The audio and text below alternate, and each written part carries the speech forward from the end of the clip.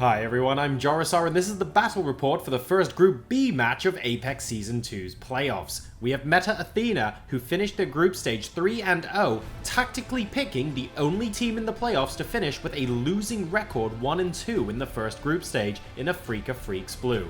Can the Freaks put their past behind them and turn it around against the stiff competition they have here? Let's find out. We began on Ilios, where a slow start for both teams defined our first round on Ruins. Team fights and control of the point went both ways as our two contenders clashed but couldn't quite come up with any resounding plays that garnered real promise. Arhan took flak for burning a Dragon Blade on low HP, but he did manage to delay flipping the point in overtime long enough for his team to reinforce and close out the first round. Both Meta Athena and AF Blue continued to struggle coordinating ults effectively during well. Boostios and solo Earth Chatters plagued both teams, and even Big Bang combos came up with nothing. The round ended much in the manner it was played in, with Arhan's Dragon Blade getting shut down before it could bloody the defense of Meta Athena, who ended up evening the scoreline. Our final decider on Lighthouse woke both teams up. Arhan had a shining moment for Afreeca Freecs, killing 3 with his Dragon Blade and pushing to the point of threatening to full hold Meta Athena. Sayaplayer and Hoon fought back just in time though with the Big Bang combo, setting Meta Athena up for what could almost be a reverse sweep of the sub-map, if not for Recry taking advantage of the over-aggressive defense and backcapping to end overtime. Afreeca Freecs up 1-0 to open our series. Nobody was there. Meta Athena started off on the offensive side of Eichenwald with something we've never before seen. A cheeky wraparound assault on point A, including a May wall boost that forced a 6v6 tavern brawl, resulting in Meta emerging from the dust on point A. The May plays from Libero continued throughout the Ramparts phase, aided by Changsik finding all the kills. He continued his dominance after the castle gate was opened by hiding in wait to land a massive flanking Earth Shatter that again denied any defensive stability, enabling a very fast capture of the final point. A very unorthodox defense emerged from Meta Athena, including a Sombra and a Reaper on defense with no contest at the choke point at all, but instead spreading out around point A to collapse in on the attackers. Afreeca Freecs Blue refused to be tricked twice, and on their second offensive attempt, Recry got the picks he needed as Farah for point A to fall to them. With no soldier or roadhog to be found, the defense came back with their own Farah and a McCree. The swap-ups left Meta Athena at an ultimate disadvantage, which came to full light when Arhan unleashed the Nanoblade, killing 2 and finishing off a 3rd. It was like he was finally warmed up and settled into the match, until he NA ulted shortly afterwards, wasting his Dragon Blade and leaving his team without other ults to rely on. It was this misstep that began the unfortunate events of Afreeca Freecs being unable to push the payload the final 2 meters they needed for the second checkpoint. A Diva Bomb from Hoon and a standout performance from Sayaplayer on McCree locked out the offense for the remainder of the time bank, giving Meta Athena their first map point. Arhan's hot and cold performance continued on the Anubis offense. After Recry got an embarrassingly close-range headshot onto Libero's Farah, Arhan was there for his team with his own Dragon Blade to cleave through the close-quartered defenders. It looked good on point B too, but they were unable to prevent the staggered respawns from entrenching themselves on the point. What followed was a 3-minute team fight that included 3 Diva Bombs from Donghyun and 2 Dragon Blades from Arhan to finally give AF Blue point B, with much less time remaining than expected. Afreeca Freecs now had to focus on their upcoming defense and worry about their emails to Blizzard to get the new respawn mechanics live later.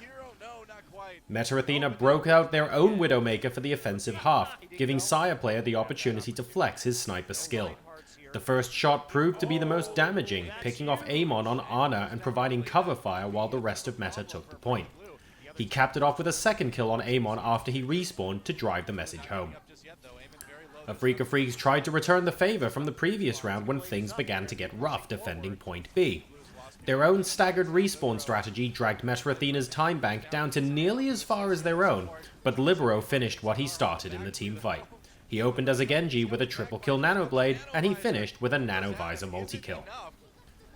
In the second round, AF Blue were able to capture point A with help from Mano's Primal Rage, but they couldn't convert it to point B successfully. Now fully in control of their own fate, they prepared to defend.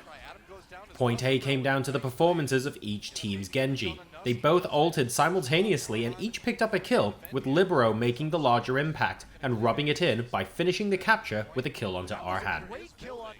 The transition onto Point B was supercharged with ultimates, and with only a minute to spare or end the map in a draw, Sayaplayer went God mode on Recry, landing back-to-back-to-back headshots for a double kill and zoned with his Deadeye to complete the Point B attack, putting Meta Athena up 2-1 in the series after a hard-fought 2CP map. Afreeca Freecs looked great on Dorado offense, steamrolling through the first points and continuing to drive home while charging up an almost full bank of ultimates before the second checkpoint. There, Donghyun continued to be the destroyer of defenders, and Recry on Recry fulfilled his cleanup duty mercilessly. The defense of Meta Athena finally stabilized, in no small part thanks to a great aggressive graviton from Hoon that reset the offense after a close quarters massacre.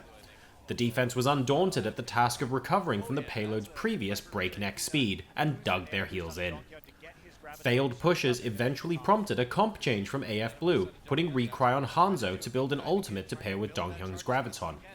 The plan didn't come to fruition until overtime though, and despite it being successful, it left them with an empty time bank that was at one time looking to be record pace. Meta Athena had no issues either getting through the first checkpoint and progressing past the church just as easily as AF Blue. The next real team fight at the entrance of the power plant went their way as well, with Sayaplayer's Deadeye and Libero's Hanzo shots all finding targets. Unlike the previous round, it didn't take until overtime for Meta Athena to land their Dragon Strike Graviton combo. Hoon and Libero earned an absolutely stellar multi-kill in the upper holes that set Sayaplayer up for high ground domination on Recry, sending the payload home and ending any delay attempts. AF Blue got an extra minute to their time bank for the second round, but only made it to the underpass. With Meta Athena having over 3 minutes for their turn, things looked grim and did go as expected.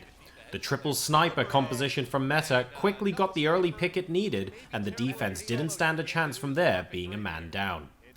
Meta Athena continued to the winner's bracket with a scoreline of 3-1, and sent AF Blue to fight for their tournament lives in the lower bracket. AF Blue certainly put up some good resistance, but it is Meta Athena that moves on to the winner's match by a scoreline of 3-1. To watch the next video, click here, and to subscribe to the channel, click here. Thanks for your likes and comments on the video, and don't forget to share. I'll see you for the next match.